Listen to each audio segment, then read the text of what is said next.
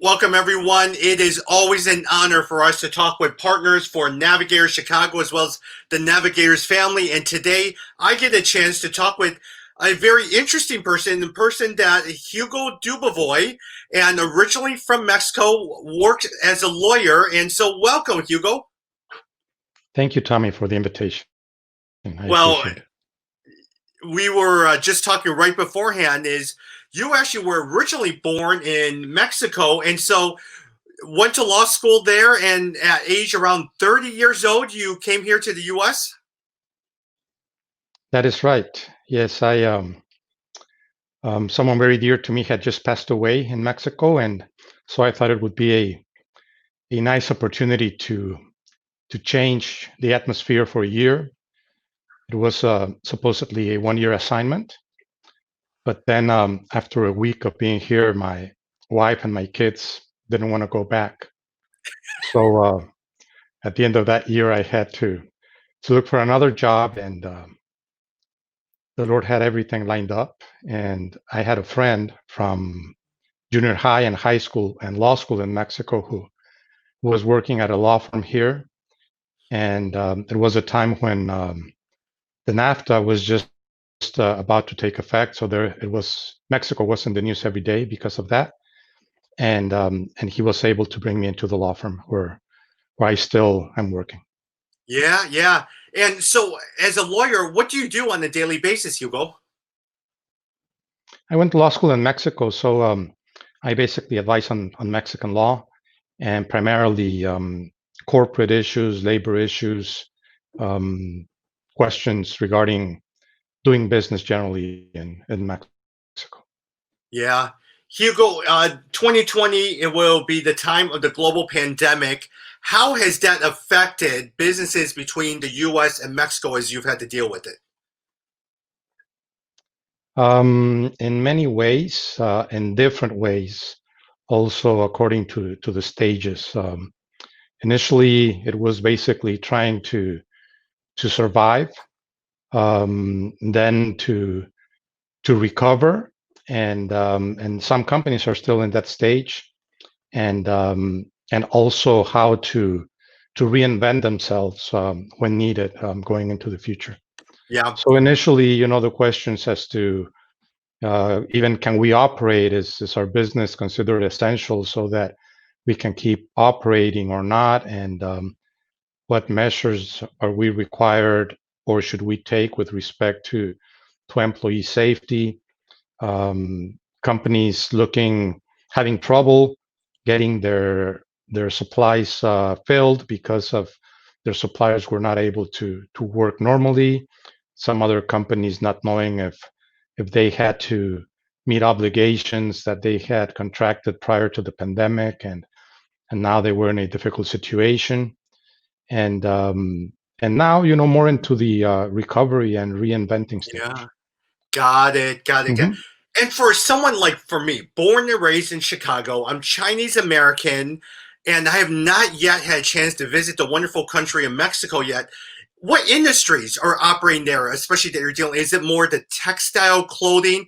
And I ask that because I spend a lot of time in Jakarta, Indonesia, and a lot of textiles, a lot of technology. What industries do you primarily work with, especially in Mexico and the U.S.?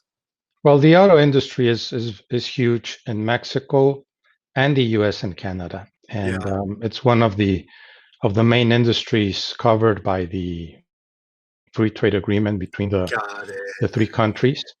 And it was also one of the industries that its rules changed the most during the most recent renegotiation of that free trade agreement. So that is a huge industry. It employs thousands and thousands of people, accounts for billions of dollars in reciprocal trade. And it's very interesting because, for example, for a car that is purchased here, before it becomes a finished product, it might go 7 to 10 times across the border at different stages. So a part is, for example, initially manufactured in Mexico, then it gets shipped back to the US, it's assembled into another component, goes back to Mexico, gets assembled into another component, and so forth until you get to the point of having a finished product. Very, So very that's good. one of the main ones. Nice. Hey, and also for you personally, tell me about yourself. Married, kids. I mean, what are they up to now? Yes, my wife and I got married very young in Mexico, and we have 3 kids. We have 2 grandchildren now, and my 3 kids are in the U.S. They were born in Mexico. We came here when one of them was very young, and they got married here to 3 very nice ladies. One of them half Mexican, and they live. 2 of them live in the Chicago area, so close to us, and the other one is in California right now. Very. And we are very thankful to the Lord that it was here that first my wife and I came to know Him, and then we started teaching our children, and they all came to the Lord. Even though for one of them was harder because he was already 14, 15 years old, and so we really changed the rules pretty drastically on him almost overnight. But we're thankful to the Lord that Yeah. it was all His plan. So Hugo, you came to accept. You became a Christian later on in life. Was there a story surrounding that? What caused you to really be able to say, "Hey, look, I really want to follow Christ. The gospel is really true to me." What was that turning point in your life? Yes, the turning point was here when we were already in the United States, and my wife, who was taking care of the kids and the house, started attending a Bible study with a friend, and she would tell me about it. She liked it, but she always also felt a little bit uncomfortable because she was hearing things that she was not used to hearing as a Catholic. Mm, And the friend was a nice Christian lady, and she would start teaching them the Bible without building into it interpretations that didn't belong.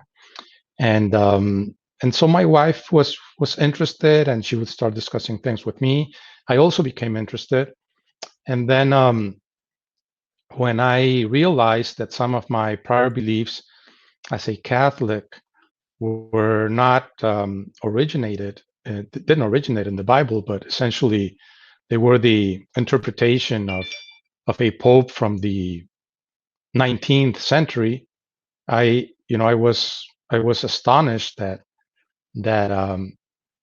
that he could say things like if they were in the Bible and they were not. And so I became very interested in learning more about what my wife was learning, and mm, she would tell me. And then we tried once um, a uh, a Protestant church, and we never went back to the Catholic Church. Not that I believe necessarily that Catholics cannot be saved, but I certainly wasn't. For me, it happened with a yeah, Protestant church, yeah. and eventually everything made sense.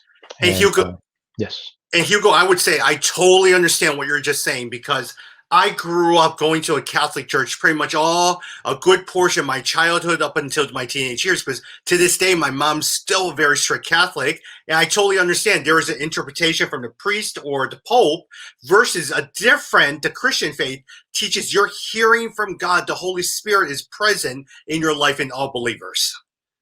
yes, Tommy, that's exactly right, and it Yeah, makes a total difference. yeah. Hugo, what church are you attending now? Right now it's via Zoom, but we attend Harvest Bible Chapel. Very good. Very, very good. And you live in the Wilmette area. And Navigators, how did you get connected with Navigators? My One of my youngest sons, when he was looking at colleges, was looking at Wheaton College, like one of his brothers attended, and also some others. And he ended up going to the University of Illinois in Champaign. Got it. And every semester, when he would come back home, he would cry because he felt very uncomfortable over there. from having come from a small Christian high school and with Christian friends, and then having gone to the huge university, he felt completely out of place. And every semester we had the same discussion as to whether he should leave Champaign and instead enroll in Wheaton, for example. And even though he was getting excellent grades, but he was very unhappy. Got it. And he had some friends here who connected him with other friends at U of I, and they attended Navigators. He tried other ministries. I knew people from not Skull Reliant, I think before it used to be Great Commission Yeah. Ministries. He tried going there with someone that I knew. He didn't feel that comfortable there. But then when he got connected to Navigators through these friends, he was totally another person. Good. He was happy, and he no longer considered leaving U of I. He felt that he could get the spiritual nourishment that he needed and the friends that he needed from Navigators.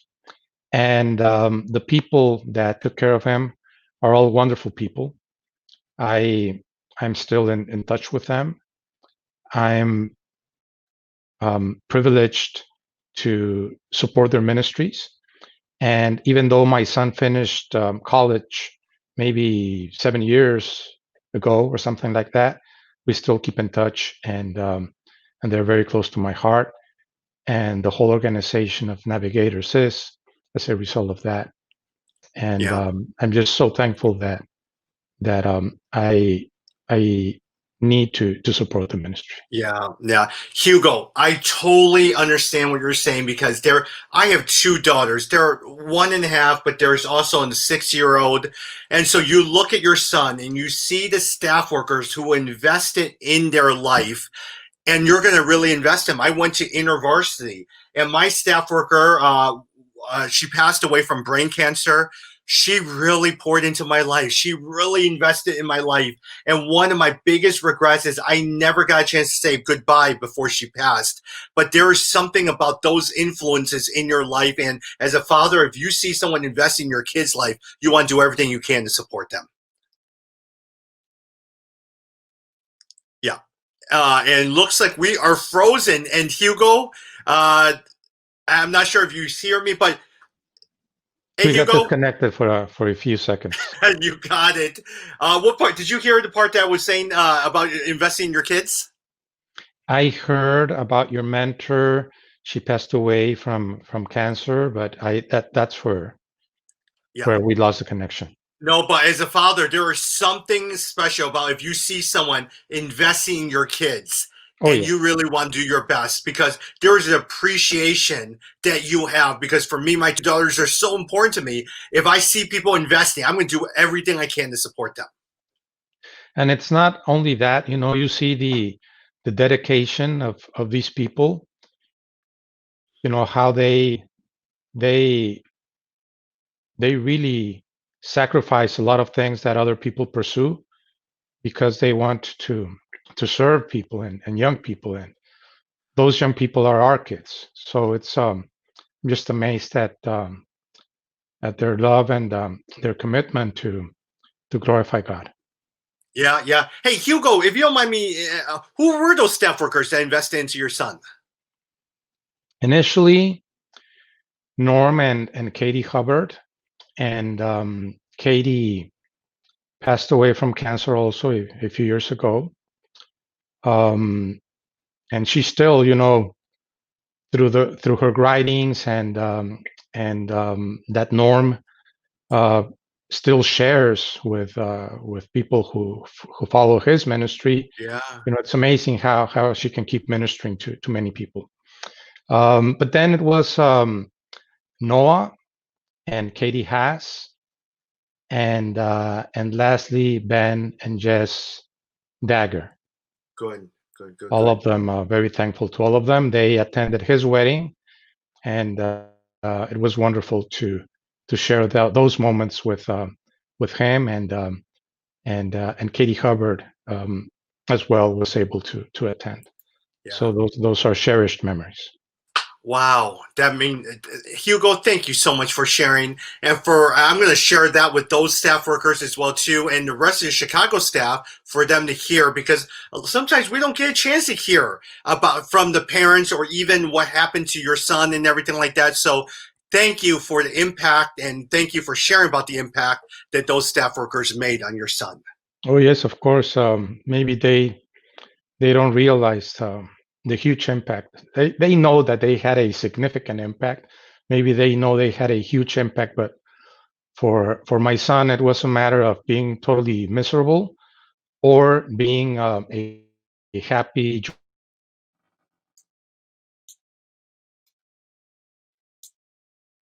Got it. Well, everyone, I mean, you hear about the impact that Hugo has, the impact that Navigators has made on the life of Hugo and his family and his son. And you have this son who really did not want to stay at U of I.